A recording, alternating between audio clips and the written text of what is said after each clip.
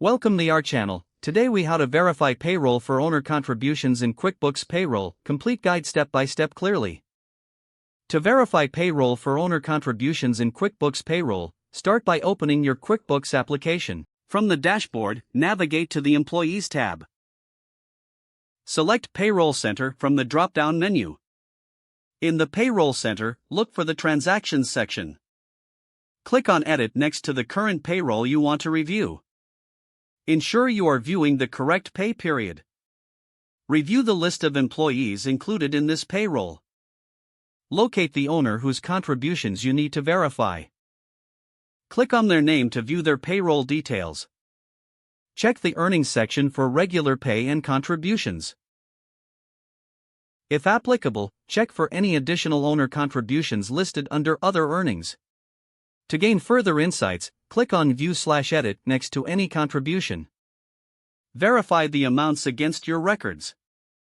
If adjustments are needed, make the necessary changes directly.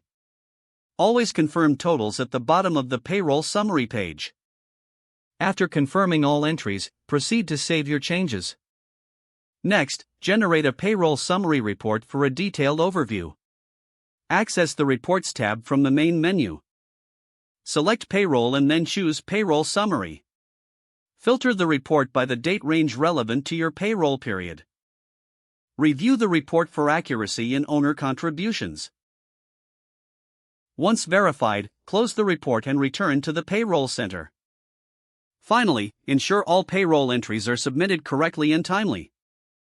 If the page does not load, refresh the browser or try again in a private or incognito window.